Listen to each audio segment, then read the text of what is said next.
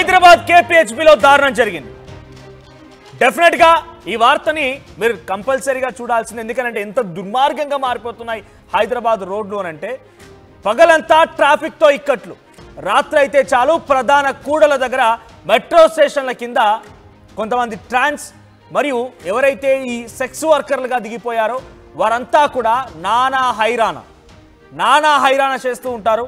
So అటువంటి వార్త ఇది. సో వేశ్యతో వివాదం నేపథ్యంలో ఒక యువకుడిని చితకబాదారట రౌడీ మూకలు మొత్తం కలిసి. ఈ బాధితుడు హిమాయత్ నగర్ చెందినటువంటి ఒక సాఫ్ట్వేర్ ఇంజనీర్ మధుగౌడ్గా తెలుస్తోంది. రోడ్ నెంబర్ 1లోని వేశ్యను బుక్ చేసుకున్నాడు.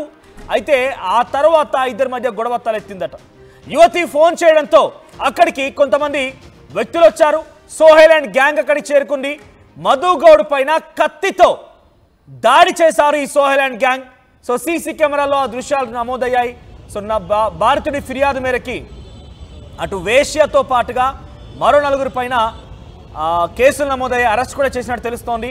సో ఇక్కడ మనం చూస్తున్నటువంటి ఆ ఫోటోలో కనిపించేటువంటి వ్యక్తి, రైట్ సైడ్లో కనిపించే వ్యక్తి హయత్ నగర్ చెందినటువంటి ఒక యువకుడు సాఫ్ట్వేర్ ఇంజనీర్గా పనిచేస్తున్నాడట.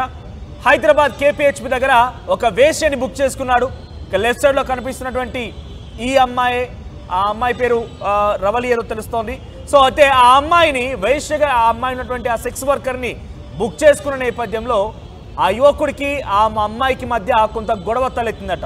డబ్బుల విషయంలో ఏదో గొడవ తలెత్తిందట. దీంతో ఆ అమ్మాయి వెంటనే సోహెల్ అండ్ గ్యాంగ్కి ఫోన్ చేసింది. సో ఇటువంటి వారికి వెనుక డెఫినెట్గా ఒక గ్యాంగులు ఉంటూ ఉంటాయి. సో ఆ గ్యాంగ్కి ఫోన్ చేయగానే గ్యాంగ్ అక్కడికి చేరుకుంది. కత్తులతో ఆ యువకుడిపై విచక్షణ రహితంగా దాడి చేశారు. కత్తులతో దాడి చేసి ఆ అబ్బాయిని చాలా పెద్ద ఎత్తున గొడవ పెట్టుకొని దాడి చేసి గాయపరిచారు. సో ప్రస్తుతానికి ఈ అంశం కొంత చర్చనీయాంశంగా మారింది.